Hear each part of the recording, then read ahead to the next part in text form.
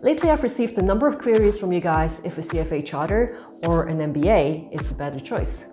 I therefore would like to summarize my findings that I've taken away from some of our conversations, as well as share some of my insights from my 20+ years in the financial industry, in which I've interviewed and recruited countless professionals. First, I'd like to mention, although I am a CFA Charter holder and currently volunteer as an advisory group member, I am not sponsored by the CFA Institute or any other facility, and everything I say is based on my own experience and strictly my own opinion. Now that we've gotten that out of the way, let's proceed. But be reminded that you're welcome to share my videos, subscribe to my channel, and hit the thumbs up if you find them useful.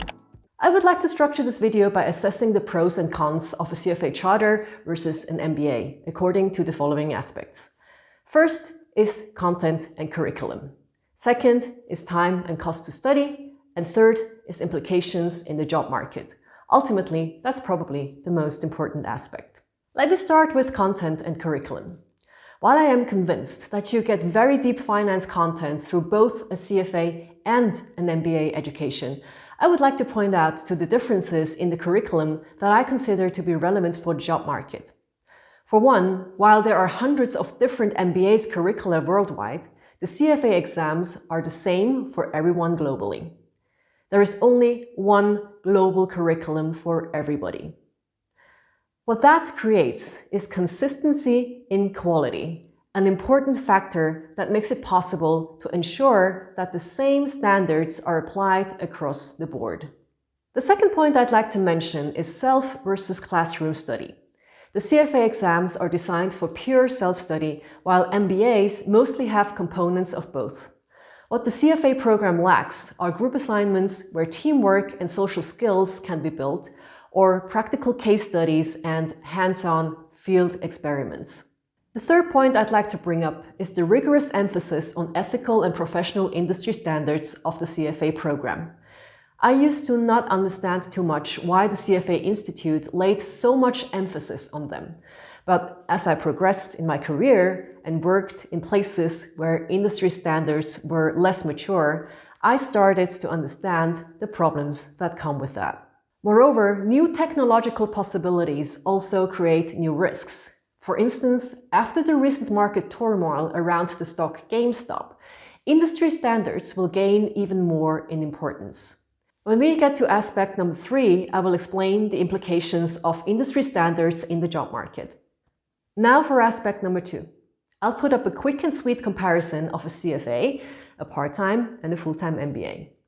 The CFA Charter can be obtained in complete self-study while working a full-time job. The quickest time to graduate is 1.5 years, since you can sit for an exam every 6 months now. However, that is quite ambitious, considering that the average candidate needs to study about 300 hours per level. So if you have 180 days, that would mean studying almost 2 hours every day beside your full-time job. And that's assuming that you pass all 3 levels at the first go. So it's more realistic that candidates finish on average within about 3 years.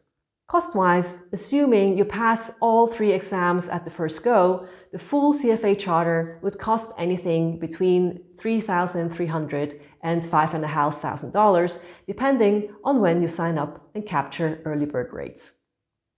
For MBAs, a component of classroom study gets thrown in the mix, while it tends to be higher for full-time MBAs, which some students might find valuable.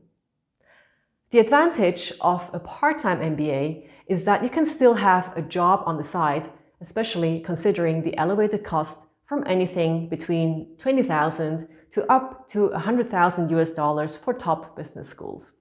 So a job on the side is probably a necessity for many, unless you grew up with a silver spoon or want to return to your career with massive student loans. If you consider the cost for a full-time MBA, you have to add the opportunity cost of being away from the job market for the duration of the course to the tuition cost. Let me move to aspect number 3, implications in the job market.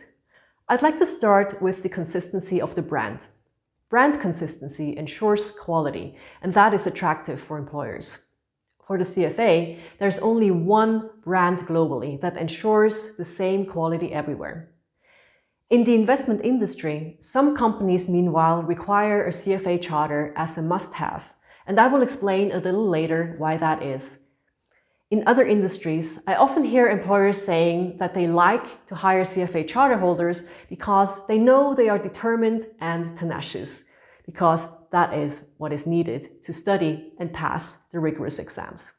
When it comes to MBAs, although, as pointed out before, content-wise, they might not differ a lot from the CFA curriculum, there are many different MBA brands in the market, with only a few top ones.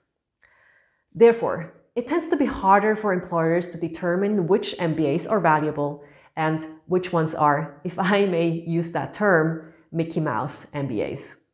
Next, I would like to stress network. I cannot count the times in my career when help from someone from my CFA alumni network came in handy.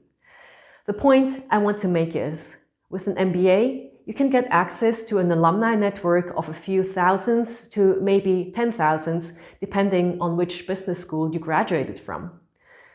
But with the CFA, you can access a global network of 100,000s. Now I would like to answer a question I got asked a couple of times. Would I choose a CFA charter holder over an MBA graduate when hiring for a job? This is, of course, a highly theoretical question, as the final choice depends on a lot of different factors. For example, the kind of job someone's hiring for, what other qualifications candidates might bring, and also the human factor if they fit in a team. However, there is one important factor worth mentioning, and that concerns the rigorous CFA ethical and professional standards as mentioned before. Those standards hold CFA charter holders accountable to always act in the best interest of clients and the industry. There are, for example, strict rules for full transparency and disclosure of how performance is measured and how fees are charged, and how professionals must behave in conflict situations. This is not about tighter regulation and oversight. The point is that industry standards create trust in institutions that strictly adhere to them. And in a market where fraud and damage to clients can happen within split seconds, it is ever more important to adhere to a strict code of ethics and professional standards. Trust is the very foundation of every successful business. That is the reason why in many investment professions, a CFA charter is meanwhile a must-have. Institutions can ensure better quality and risk management by hiring CFA professionals and stand out from the competitors. Therefore, do not despair over having to study the ethics part of the CFA exam, because that is the very heart of the CFA program that makes it stand out in the industry and get you a desirable position in the end. I hope that this video has given you some perspectives on the topic CFA versus MBA. In no way do I want to make a statement if one is superior to the other, because that ultimately depends on each person's individual situation and preferences. Thank you so much for sticking with me until the end. If you have any feedback or questions, do add them in the comments, subscribe to my channel, smack the thumbs up, and share this video if you found it useful, so it can help other professionals around the world to make smart education decisions. Stay safe and healthy, and see you around soon.